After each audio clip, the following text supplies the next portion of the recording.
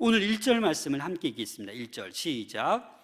무리가 몰려와서 들을새 예수는 게네사렛 호숫가에 서서. 무리가 몰려왔습니다. 그럼 이 무리가 누구일까요? 누가복음 4장에 보면 이 무리는 예수님께서 친히 손을 얹으시고 병을 다 고쳐주시고 귀신을 쫓아내주신 그러한 무리들입니다. 이 무리가 얼마나 많은지 모릅니다. 이 무리들이 또 소문에 소문을 내어서 예수님은 병도 고치시고 귀신도 내쫓아 주신다 라고 소문이 나자 수많은 인파가 몰려들은 것입니다. 그때 하나님은 게네사렛 호숫가에 서 계셨습니다. 누가복음 4장 40절 말씀 보시면 해질 무렵에 사람들이 온갖 병자들을 데리고 나오매 예수께서 일일이 그 위에 손을 얹으사 고치시니. 이 무리가 지금 몰려왔다라는 겁니다. 이 게네사렛 호수, 다른 말로 갈릴리 호수라고 하죠. 로마식 이름은 디베랴 호수입니다. 이 호수가 이 이스라엘 백성들은 호수라고도 하고 바다라고도 합니다. 같은 의미로 쓰입니다. 이 호수가 얼마나 크냐면 갔다 오신 분도 계시지만 남북으로는 21km, 안 놀라시네요. 동서로는 12km. 호수가 아주 큰 편이죠. 이 구약에서는 이 잔잔한 갈릴리 호수를 보고 기노라는 악기를 닮았다고 해서 이 기노라는 단어를 따서 긴네렛 호수라고 구약에서는 부릅니다. 그 긴네렛 호수가 이 말이 좀 바뀌어서 뭐라고 불러요? 게네사렛 호수, 디베랴 호수, 갈릴리 호수, 동일한 이름입니다. 2절 말씀 같이 읽겠습니다. 시작. 호숫가에 배 두 척이 있는 것을 보시니 어부들은 배에서 나와서 그물을 씻는지라. 배 두 척이 있습니다. 베드로, 안드레, 야고보, 요한이겠죠. 밤새 고기를 잡았는데 못 잡고 나와서 이제 일과를 마무리하는 거예요. 그래서 그물을 씻고 다음에 이제 고기를 잡아야지 하고 있는 그 상황에 예수님께서 그곳으로 가셨다라는 겁니다. 여기서 유심히 살펴보아야 할 단어는 그물을 씻는지라. 이 말은 미완료 과거형이기 때문에 이들이 지금 계속 씻고 있다라는 의미입니다. 밤새도록 물고기를 잡으려고 했는데 못 잡아서 피곤해서 낙담하고 그냥 그물을 버려두고 빨리 쉬러 간 것이 아니라 다음 날을 위해서 또 열심히 일하고 있는 그 모습을 우리는 볼 수 있는 것입니다. 그러한 제자들에게 예수님은 찾아오십니다. 충실히 자기의 일상생활에서 열심히 살아가는 사람을 하나님은 찾아오십니다. 그래서 찾아오셔서 그들에게 부르시는 거예요. 그들에게 소명을 주고 있는 것입니다. 3절 말씀을 같이 읽겠습니다. 시작. 예수께서 한 배에 오르시니 그 배는 시몬의 배라. 육지에서 조금 떼기를 청하시고 앉으사 배에서 무리를 가르치시더니. 어떤 장면이 연상되십니까? 게네사렛 호숫가에 예수님이 서 계신데 너무나도 많은 무리들이 몰려오는 거예요. 그래서 예수님조차도 이렇게 밀치고 저렇게 밀치는 거예요. 뭔가 자리 잡고 말씀을 전하고 가르쳐야 되는데 그런데 마침 배 두 척이 있는 거예요. 그래서 한 배에 올라타셨는데 그 배가 누구의 배예요? 시몬 베드로의 배예요. 그래서 이렇게 얘기합니다. 육지에서 조금 떼어도 되겠습니까? 좀 떼어주세요 라고 청했다라고 본문은 말하고 있습니다. 여러분들 같으면 어떻습니까? 밤새 내가 피곤해서 한 마리도 못 잡고 빨리 이거 씻고 집에 들어가야 되는데 무슨 배를 또 띄우냐? 라고 말할 수 있겠죠. 사실 베드로가 고기를 많이 잡았으면 여러분 피곤합니까? 안 피곤합니까? 만선의 기쁨은 아무리 피곤한 걸 몰라요. 그렇죠? 육신은 피곤해도. 근데 지금 한 마리도 못 잡아서 아마 화도 나고 짜증도 났을 텐데 이렇게 청하니까 이 베드로는 그 예수님의 부탁을 들어줍니다. 사연이 있습니다. 원래 이 예수님의 장모 열병에 걸렸었는데 예수님이 이 베드로 장모의 열병을 낫게 해주셨어요. 자, 누가복음 4장 38절 39절 함께 읽겠습니다. 시작. 예수께서 일어나 회당에서 나아가사 시몬의 집에 들어가시니 시몬의 장모가 중한 열병을 앓고 있는지라. 사람들이 그를 위하여 예수께 구하니 예수께서 가까이 서서 열병을 꾸짖으신대 병이 떠나고 여자가 곧 일어나 그들에게 수종드니라. 예수님이 그래도 예수님이 우리 장모님을 고쳐주셨는데 뭐 그 정도야 내가 들어주지 라고 배를 아마 띄웠을 것 같습니다. 그렇죠? 그런데 거기에서 끝나는 것이 아닙니다. 4절 말씀 같이 읽겠습니다. 시작. 말씀을 마치시고 시몬에게 이르시되 깊은 데로 가서 그물을 내려 고기를 잡으라. 여러분, 뭔가 분위기가 좀 이상하지 않습니까? 배를 육지에서 조금 띄울 때는 좀 띄워주시겠어요? 라고 청하더니 배에 타자마자 뭐라고 하는 거예요? 깊은 말씀을 마치고 난 다음에 그들에게 말씀을 마치고 난 다음에 갑자기 태도가 억양이 달라지는 거예요. 사실 예수님이 이 배에 오르셔서 여러분 한번 상상해 보세요. 육지에서 배가 좀 떨어졌어요. 무리들이 막 몰려 있어요. 배가 어찌 보면 이 설교 강대상이 된 거예요. 많은 무리들은 원형 경기장에서 설교를 듣듯이 오히려 그 예수님의 목소리가 잘 들린 거예요. 그래서 배에 오르셔서 좀 뛰어서 말씀을 가르치신 다음에 어떻게 되는 겁니까? 4절에 와서는 말씀 가르치시기를 다 마친 다음에 시몬에게 명령하고 있습니다. 깊은 데로 가서 그물을 내려 고기를 어떻게 하라고요? 잡으라. 명령 맞죠? 여러분, 왜 이렇게 바뀌었을까요? 예수님께서 청유하시다가 왜 이렇게 명령형으로 단어가 바뀌셨을까요? 공손한 부탁을 하다가 이제는 말씀을 마친 후에는 명령하시는 겁니다. 그런데 베드로의 태도가 더 놀랍습니다. 어떻게 합니까? 그 명령에 따르고 있다라는 겁니다. 5절 말씀을 다 같이 읽겠습니다. 시작. 시몬이 대답하되 이르되 선생님, 우리들이 밤이 새도록 수고하였으되 잡은 것이 없지만은 말씀에 의지하여 내가 그물을 내리리이다 하고. 여러분, 놀랍지 않습니까? 시몬이 어떤 사람입니까? 이 잔뼈가 굵은 어부 출신이에요. 그런데 이런 명령을 내린다고 해서 여기에 순종하는 것 참 놀랍지 않습니까? 그럼 무엇이 베드로를 이렇게 순종하게 만들었을까요?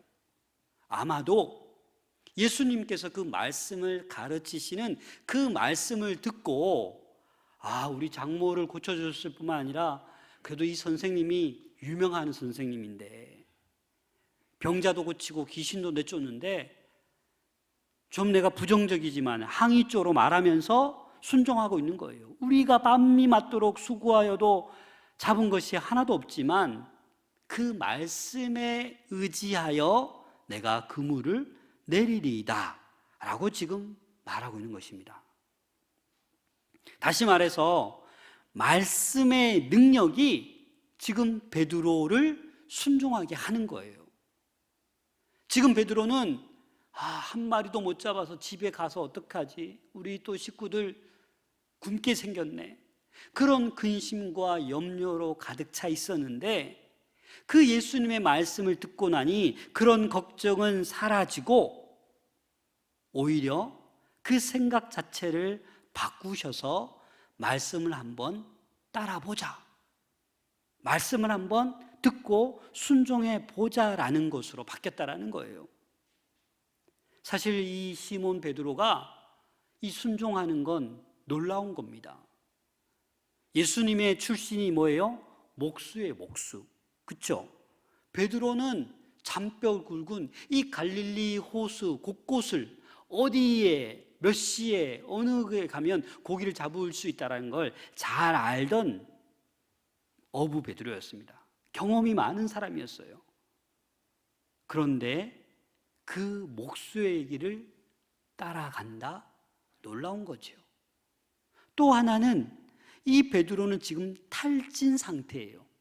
밤새도록 한 마리도 못 잡아서 육신뿐만 아니라 이 마음도 정신도 거의 탈진 상태라는 겁니다.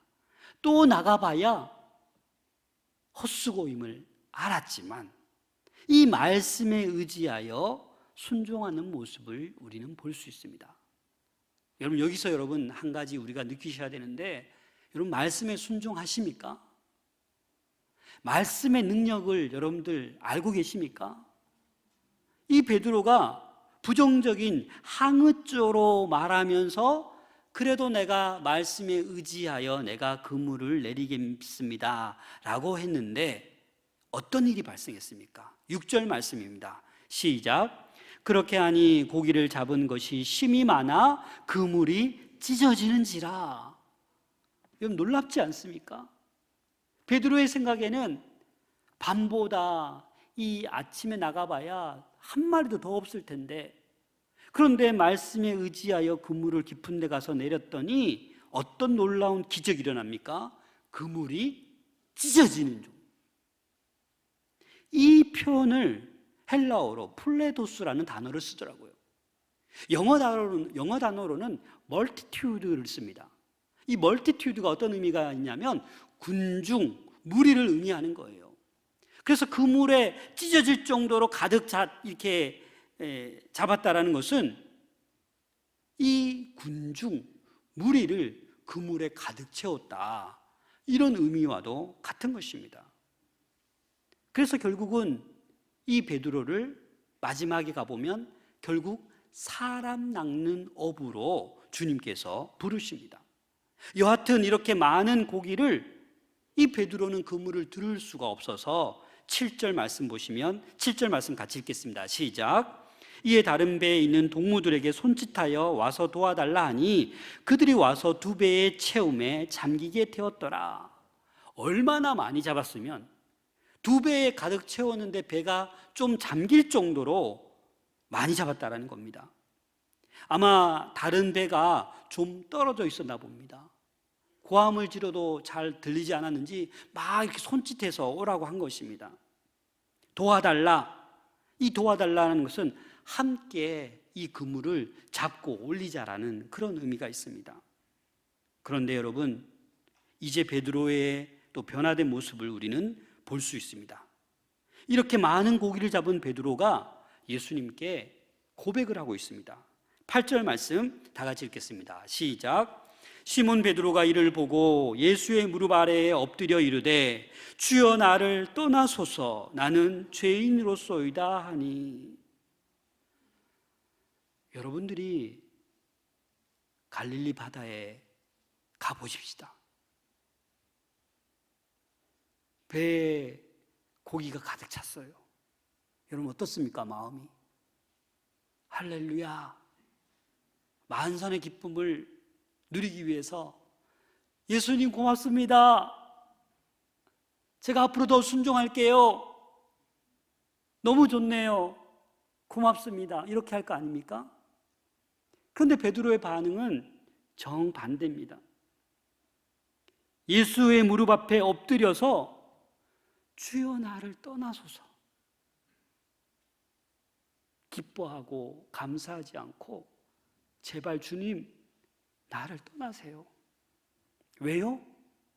나는 죄인이라는 거예요. 죄인. 베드로가 왜 이런 고백을 하고 있는 겁니까?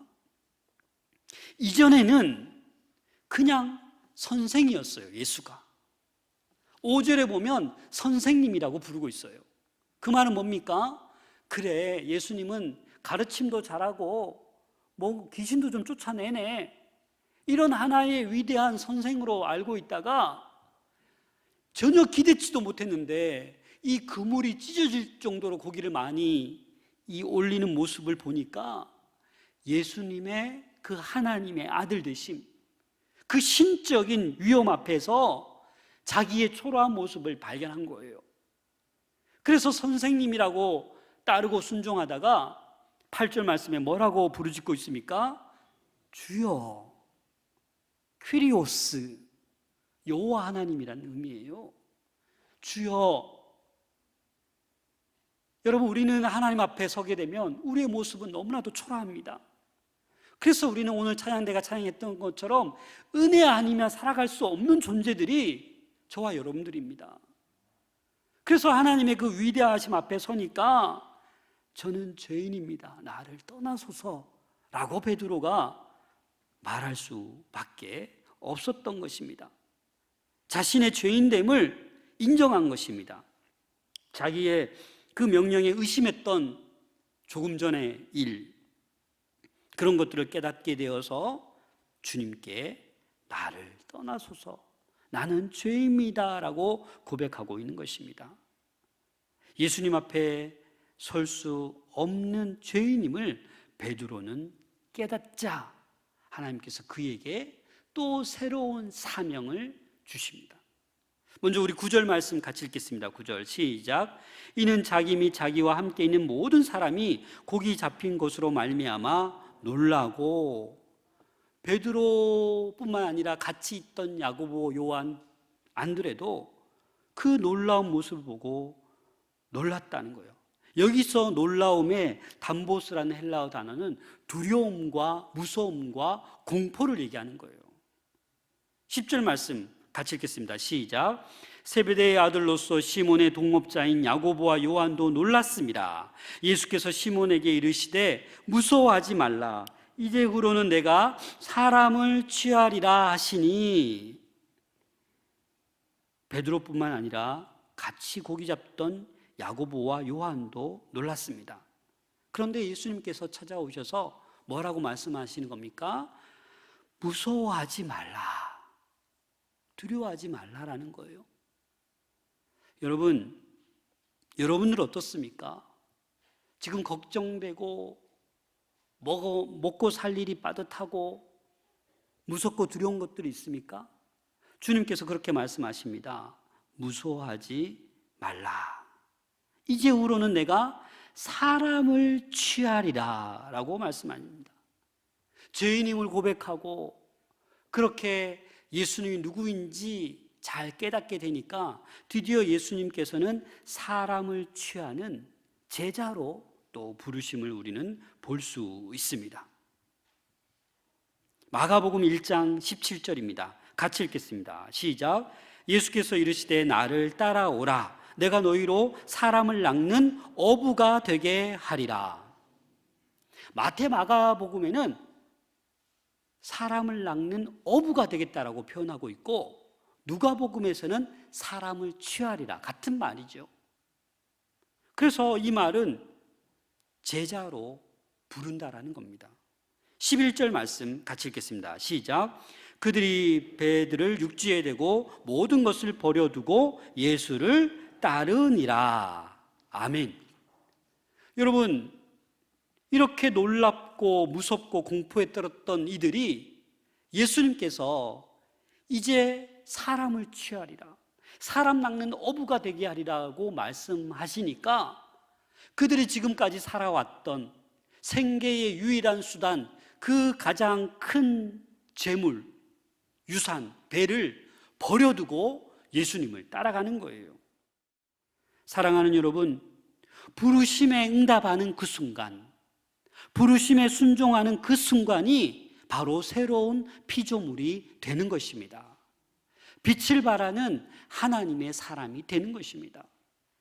그래서 우리가 일상 가운데 하나님의 부르심에 응답하시고 순종할 수 있기를 부탁드립니다. 여러분, 그런데 우리가 순종에 대해서 또 이해하기가 참 쉽지 않습니다. 위클리프 성경 번역 선교회라는 곳이 있습니다. 저도 20대 후반에 여기에 꿈을 꾸고 있는 한 청년을 만났는데 저는 처음에 놀랐어요. 너무나도 똑똑하고 어학에 뛰어난 신대원생이었는데 꿈이 분명합니다. 자기는 빨리 신학 공부하고 저기 남미 오지로 가서 성경을 번역할 거라고. 여러분, 전 세계적으로 아직도 성경이 번역되지 않는 곳이 너무나도 많습니다. 그래서 이 GBT 선교 단체인데 여기에는 그렇습니다. 언어를 너무 잘해요. 똑똑해요. 그래서 그곳에 가서 어떤 부족에 가서 같이 살면서 그 언어를 배우는 거예요. 근데 그 부족은 글이 없어요. 그래서 언어를 배워서 마태복음을 번역하고, 그럼 세월이 다 돼서 죽으면 또 다른 사람이 와서 마가복음을 번역하고, 그렇게 해서 이 지구상에 점점점 번역된 성경이 점점 많아지고 있는 거예요. GBT 이런 위클리프 성경 번역 선교회 이런 분들의 봉사로 말미암아서, 이분들은 언어를 너무 잘하기 때문에 어디든지 취업할 수 있는 그런 분들입니다. 하지만 모든 건 내려놓고 하나님 부르심에 순종해서 오로지 성경 번역을 위해서 일평생을 살아간다라는 겁니다.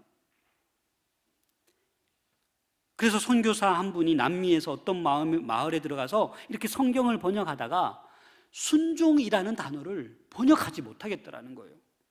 그래서 고민하다가 어떤 하루는 어떤 아버지가 아들에게 심부름을 시키는 모습을 봤어요. 그런데 뭐라고 심부름을 시키냐면, 그 일을 꼭 해야 된다, 내 모든 마음으로 이것을 해야 된다라고 하면서 그 아들이 심부름을 가는 그 뒤에서 아버지가 이렇게 말합니다. 내 마음을 나누지 말아라.